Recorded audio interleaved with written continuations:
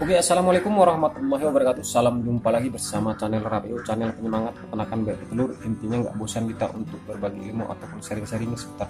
Nah, untuk hari ini semoga teman-teman tetap diberi kesehatan dan kelancaran, karena kesehatan adalah rezeki yang tak terhingga yang diberikan oleh Allah Subhanahu wa taala. Nah, untuk kali ini kita akan menjawab pertanyaan dari teman-teman. Ini pertanyaannya. Jadi, untuk mengenai penurunan produksi telur. Jadi, apa pertanyaan? Mari kita simak videonya. Mari kita jawab bersama. Oke.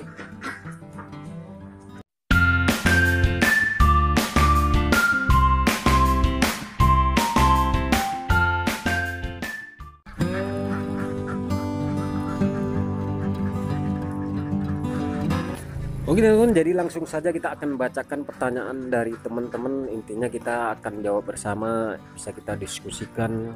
Intinya nanti melalui komen ataupun saran, nanti kita bisa saling jawab lah. Oke teman-teman, jadi langsung saja kita bacakan pertanyaannya, yaitu dari EM Emilia. Nah, jadi pertanyaannya, saya ternak 300 ekor bang, sistem kandang. Kenapa ya kalau habis hujan betelurnya menurun? Harus gimana ya bang? Soalnya setiap kali habis hujan pasti menurun telurnya. Oke, jadi sebelum kita jawab pertanyaannya, tadi kita habis selesai melakukan kegiatan di pagi hari, dari membukakan pintu, memberi minum bebek telur, dan memberi makan bebek telur. Nah, jadi seperti yang kita lihat tadi pertanyaannya, yaitu teman tadi mempunyai 300 ekor bebek telur. Jadi dalam masa perawatan di saat musim hujan, bebek itu mengalami penurunan. Bahkan setiap kali musim hujan mengalami penurunan. Nah, itu yang harus kita perhatikan, yaitu dalam beternak bebek telur, yaitu faktor cuaca. Apalagi teman-teman ini mempunyai 300 ekor bebek petelur. Intinya untuk masalah bebek telur 300 ekor, apalagi dibikin satu kandang tanpa ada penyekatan, itu rawan untuk bebek mengalami stres. Yang pasti yang harus kita perhatikan ya, kita pembuatan kandang lah kalau untuk beternak bebek telur skala besar. Karena posisi di saat musim hujan kita mewaspadai yaitu tampias air, yaitu mengakibatkan kebesekan pada kandang. Itu bisa mengakibatkan kesetresan pada bebek telur. Intinya itu nggak akan terelakkan kalau untuk masalah faktor cuaca. Intinya nggak mengalami produksi yang drop total. Jadi seandainya biasanya betelurnya dia 90%, tiba-tiba mencapai 70%, kan intinya nggak pala tinggi kali penurunannya. Yang kita wanti-wanti, yang kita waspadai itu drop total mencapai dia habis 90% menjadi dia 40%. Jadi hal-hal yang harus kita perhatikan di saat cuaca musim hujan, teman-teman harus memperhatikan hal ini. Oke teman, jadi hal yang perlu diperhatikan di saat kondisi cuaca musim hujan, intinya agar tidak produksi menurun drop total. Yang pasti teman-teman harus memperhatikan kandang. Itulah pentingnya dalam beternak bebek telur kering ini, yaitu kandang. Namanya bebek telur kandang. Intinya kandang itu nggak perlu megah ataupun permanen kali, yang penting atap jangan bocor.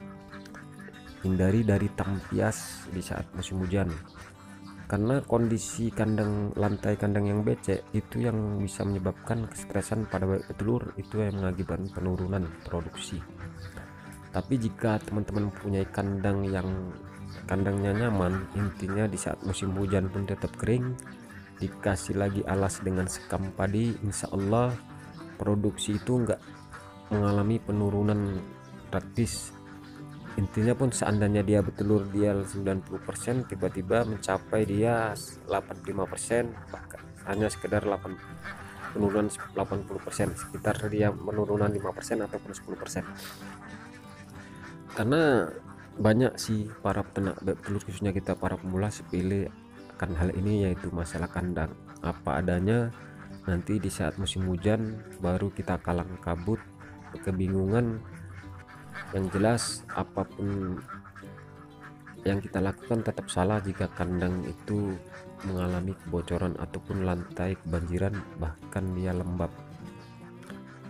Intinya kemudian untuk masalah pakan kita tambahkan untuk kadarnya. Biasanya dia per 100 ekor dia mencapai di 14 kiloan, kita berilah 16 kilo, karena posisi di cuaca ekstrim seperti musim hujan, bebek itu nafsu makannya semakin kuat. Intinya nggak jadi masalah, makan semakin kuat, intinya bebek itu akan terus stabil produksinya. Yang kita khawatirkan bebek itu jangan sampai malas makan di saat produksi lagi puncak-puncaknya. Itu kita harus hati-hati dalam bidang peternakan bebek telur. Oh gitu, jadi ini ada solusi. Jadi intinya dalam bidang peternakan bebek telur, kalau udah skala 300-an, intinya kalau bisa kita bikin koloni. Jangan misalnya 300 bikin satu kandang.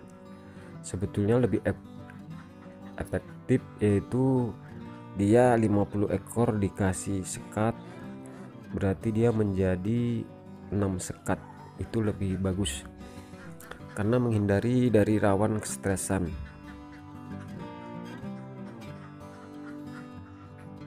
Oke, jadi kesimpulan dari video ini intinya buat teman-teman yang ingin beternak bebek telur, apalagi mengalami penurunan produksi di saat kondisi musim hujan, itu yang harus kita perhatikan, yaitu masalah kandang. Intinya makanya kita dalam beternak bebek telur harus kita betul-betul membuat kandang yang anti bocor.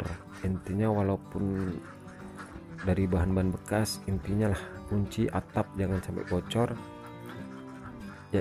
Kalau bisa untuk masalah lantai itu tetap steril ataupun kering. Makanya di saat musim hujan perhatikan, kalau bisa kita kasih alas yaitu dengan sekam padi. Insya Allah bebek itu akan tetap stabil. Seandainya pun yang mengalami penurunan, dia hanya sekedar 5% ataupun hanya sekedar 5 butiran. Oke, jadi cukup sekian saja video kita kali ini, semoga bermanfaat. Intinya jika ada salah-salah kata dan jika ingin sharing-sharing ataupun ungkapkan kritik dan saran, tulis-tulis di kolom komentar. Insya Allah kita bisa diskusikan bersama.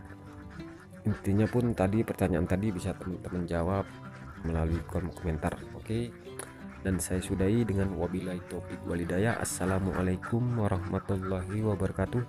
Salam sehat selalu buat teman-teman, salam sukses dalam bidang peternakan bebek telur.